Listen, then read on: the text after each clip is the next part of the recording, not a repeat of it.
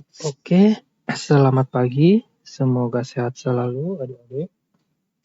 Sekarang kita lanjut kuliah lagi ya. Nah, seperti kemarin janji saya akan coba sedikit mengulas tentang genus ya. Genus ya.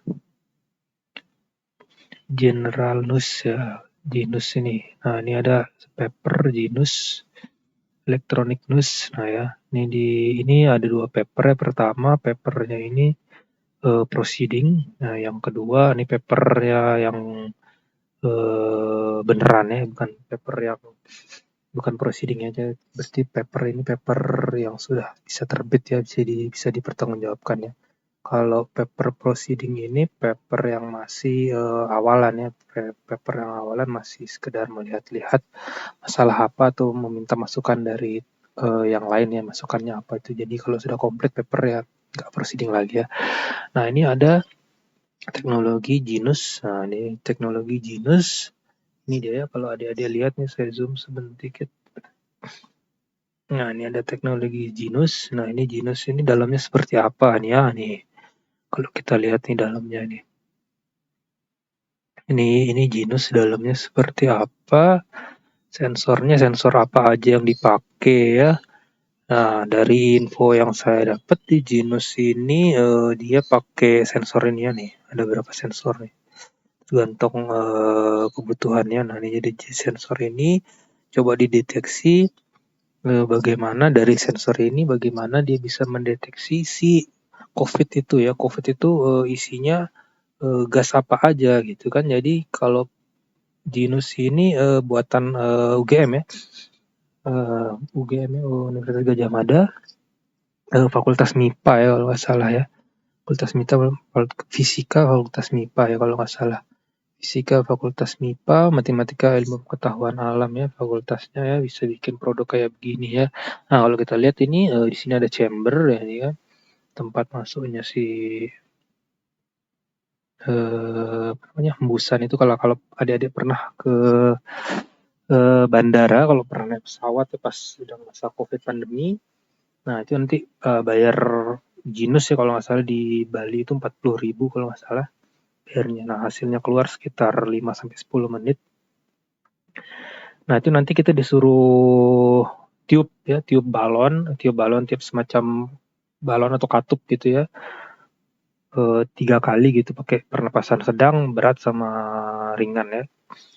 Nah, itu nanti 3 kali kemudian nanti genusnya itu dimasukkan ke dalam katup ya. Nah, baru di sana nanti dia dianalisis ya. Nah, di sini paper yang saya temukan ini dia pakai deep learning ya. Nah, deep learning mungkin deep learning ini nanti adik-adik pelajarin kuliahnya semester berapa ya? Semester lebih tinggi ya dari sini ya. Kan masih semester awal nih. Nah, ini pakai deep learning atau biasa dibilang neural network ya. Tentu saya nggak bahas neural network di sini ya, karena bukan kuliahnya ya. Nah, kalau kita lihat di sini nih ada sensor. Dia bilang di sini ada sensor. Di sini ada vacuum pump atau valve. Dia bilang ya. Oh, ini mohon maaf ya di sini. Berarti ini pompanya tuh di sini ya. Di sini ada sensor chambernya. Kemudian ada microcontrollernya. Nah, kalau kita lihat di sini nih kan pakai step up ya, ini pakai biar ngestabilin semua sistem yang ada di sini atau nurunin ya tegangannya di sini ya. Nah, nggak tahu di sini karena nggak dijelasin di sini sistemnya seperti apa. Yang saya tahu di sini cuma sensor apa yang dipakai di dalam chamber sensor nih, sensor chambernya ada microcontroller nih. Paling enggak ini dia pakai ini saya belum baca detail nih, kayaknya dia pakai Raspberry ya atau bisa pakai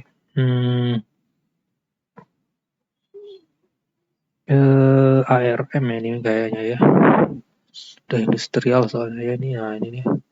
Nah, ini untuk validasinya, ini untuk jurnal awalnya ini genus Electricness for Snuffing Foodborne Bacteria ya. Awalnya pakai deteksi E. coli, ini kan bakteri yang bisa dideteksi itu ini antaranya ini. Nah, ini tapi kalau yang sedang COVID itu nah kayak ini ya. Ya kayak gini nih. Genusnya ini papernya bagus ini.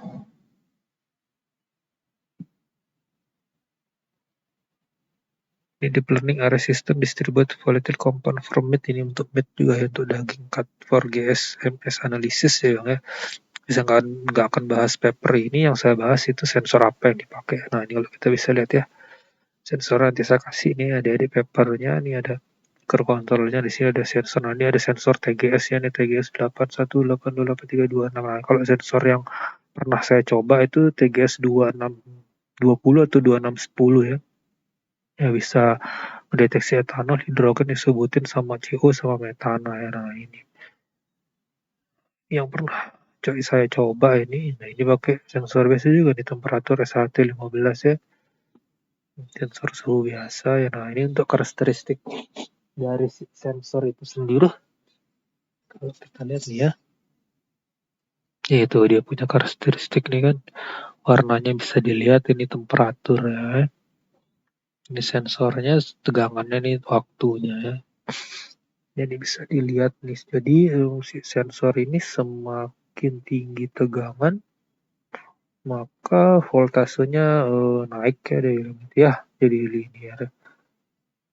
Hmm. Cara kerjanya begitu ya, berarti si sensor ini butuh pemanasan ya. Kita lihat sensornya butuh pemanasan. Ada juga jenis sensor yang butuh dipanasin dulu baru dia bisa mendeteksi ya. Nah sensornya sensor kayak gini nih. Kasih tahu kita nih sensor apa aja nih kan, tentang suhunya nih kan. Ini sensor yang kayak gini nih. Sensornya bagus ya, cuman dia bisa kerja di rentang tubuh manusia nih kalau misalnya batas ambang wajar kita bisa nerima suhu lah gitu kita bilang kan. Kita kan sekitar 36 37 ya di sini ya kita. Nah, di sini ya sensornya. Nah, ini ada sensor TGS. Banyak sekali ya. Kemudian sensor TGS ini diapain sih Pak? Supaya bisa mendeteksi si COVID itu. Nah itu ada namanya deep learning. Deep learning itu nanti dari semua data yang ada di sini, dia akan nyocokin ya kira-kira berapa persen yang bisa dideteksi sehingga bisa menganalisis atau mengumpulkan data, mencocokkan ya, kita bilang mencocokkan misalnya berapa banyaknya data yang dideteksi dengan berapa banyak kecocokan itu ya. Jadi kalau kecocokan data sama yang dideteksi itu 50%, nah berarti kita bisa kasih ambang batas. Tentu 50% ini dikatakan COVID-nya sedang, kan sekarang ada istilahnya COVID ringan, yang sedang, yang berat ya. Nah itu ada levelnya juga ya. Saya juga kemarin ada teman karena yang kena juga, jadi tahu ya ada levelnya juga, yang sedang, ada yang ringan, yang berat gitu ya, tergantung daya tahan tubuh. Nah itu bisa dikalkulasiin. Nah kalau lebih dalam lagi saya nggak tahu berapa yang dikatakan sedang, ringan atau berat ya. Nah tapi setidaknya kayak begitulah konsep awalnya. Dan nah ini kalau neural network kayak gini nih data-datanya, kemudian ada input pairnya, kemudian dicocokin ya, nanti dia bisa tahu ini dia jenis dari daging apa gitu. Jadi tinggal di snip aja ya. Ini untuk yang kasus bau ya. Ini juga dipakai buat itu ya, deteksi COVID ya, tapi nggak ketemu ya kita saya papernya, tapi ini paper, tapi inilah dia isinya ya, isinya sih si genus itu ya. Nih kalau pernah lihat chambernya tuh kayak gini ya. Nah, ini cuman aplikasinya pakainya beda gitu kan. Nah, biasanya kalau yang dijual di pasaran itu nggak dipublikasiin biasanya ya. Yang dipublikasiin ya kayak kayak gini, yang ringan-ringan begini buat deteksi ayam, daging babi gitu, daging pork, ini pork, terus daging rib ya, apa namanya, sapi ya, ribnya sapi gitu ya. Jadi bisa tahu ini dia jenisnya apa sih, chicken itu bisa dada atau paha. Ya bisa tahu ya dia sumbernya yang mana. Nah ini kalau aplikasinya itu banyak ya. Nah tapi kalau yang buat COVID sendiri, di sini dia nggak kasih lihat ya, karena udah dijual di pasaran gitu. Nah, untuk sensornya sendiri nih salah satunya sensor 2610. Nah, ini karakteristiknya kayak gini. Nanti ini ada perbandingan antara konsentrasi gas dengan resistansi. Jadi semakin tinggi konsentrasi gas, jadi resistansinya akan semakin bertambah. Nah, resistansinya semakin bertambah, nanti kalau resistansi dikali arus, tegangannya juga akan meningkat ya, seperti itu ya. Konsep dasarnya dari si sensor ini ya. Cuman aplikasinya bagaimana? Nah, itu ya. Contohnya kayak gitu. Nah, ini ada aplikasinya juga ini. Contohnya untuk mengukur.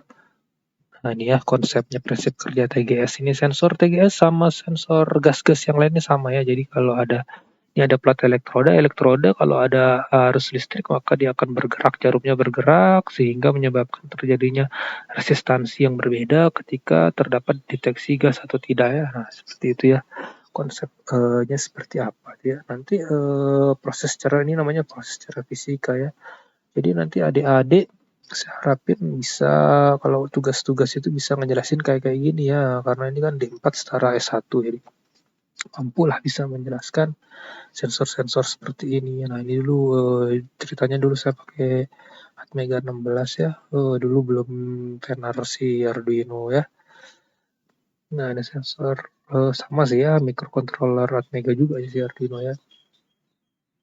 Nah, ini ada flowchart-nya. Kemarin sudah saya sempat singgung-singgung gimana cara bikin flowchart. Sebenarnya bukan ranah saya ngejelasin flowchart-nya, tapi dipakai juga gitu biar buat yang lainnya.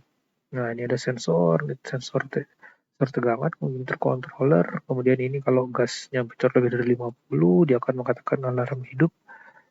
Ya, gas bocor, alarm hidup. Nah, tapi ini ada indikatornya, jadi ppm lebih dari 100, maka bahaya ini alarmnya hidup ya. Dia kasih tahu ya, ini rentangnya kayak begini, ini diagram alur penelitiannya. Nah, ini rangkaian keseluruhannya kayak gimana ya. Jadi ya, nah ini tuh ADC-nya nih kita bisa lihat di sini nih tegangannya. Ini pernah saya coba ya, makanya saya tampilkan. Ini penelitian saya dulu ya, waktu masih awal-awal kenal microcontroller. Seperti itu ya, contohnya sih Genus, Genus ini. Cukup menarik Genus ini. Apa namanya? Konsepnya sederhana, tapi bisa menghasilkan uangnya. Seharusnya kita bisa juga bikin kayak begini. Karena sumber daya kita mampu ya untuk bikin kayak begini ya. Cuman patennya kan mahal ya, karena harus kerja sama dokter. Sama dokter. Nah, dokter ini nanti yang memvalidasi berapa tingkat akurasi dari COVID itu sendiri gitu ya. Jadi kita bisa kerja sama dokter ya, karena UGM sendiri punya fakultas kedokteran ya, jadi punya lisensi sendiri. Yang mahal itu lisensi ya. Lisensi atau validasi itu sangat mahal ya. Karena itu menyangkut dari standar. Oh ya, kalau sekedar bikin mungkin bikin bukan sekedar ya, kalau bikin kayak begini saya rasa adik-adik mampu ya. Dosen-dosen di tempat kita mampu ya untuk bikin semacam alat semacam ini ya. Dengan validasinya ya, pengesahannya ya. Nah, ini ya sensornya, ini jadi si sensor ini nanti hembusan nafas itu masuk ke sini, kemudian dideteksi sensor yang diolah mikrokontroller dan tampilannya komputer ya. Nah, seperti ini ya. Elektronik nih, elektronik genus purpose study. Nah, ini kita lihat ini karakteristiknya ya. Nah, ini waktu terhadap tegangan. Nah, ini ada sensornya. Chicken breast, ini drumstick chicken, kelihatannya karakteristiknya ada yang berbeda ya. Kalau kita lihat ini agak peaknya sedikit, kemudian menurun, ada peaknya sampai segini ya. Ini ada temperaturnya juga ya, spesifik sekali ya, bagus ya. Kita bisa lihat nih, makanya dipakai neural network ya, biar bisa lihat sifatnya itu seperti apa. Nah, ini untuk yang genus ya. Saya harap adik-adik bisa mengerti ya. Genusnya seperti apa nih. Jadi nanti kalau ditanya sama orang, genus itu kayak gimana, adik-adik bisa menjelaskan prinsip kerjanya seperti apa ya. Dan sensornya itu cara bekerjanya seperti apa. Nah, cara bekerjanya tadi sudah saya kasih tahu, cara kerjanya dia akan mendeteksi ya di dalamnya si sensor TGS ini kayak begini ya dalamnya sensor TGS ini kayak begini. Karakteristiknya seperti ini, gambarnya seperti yang ini ya. Ah, ya, kok kelihatan di sini ya. Mungkin hari ini sekian dulu ya, kan karena tidak enak badan. Semoga dia tetap sehat ya, jaga kesehatan. Selamat pagi.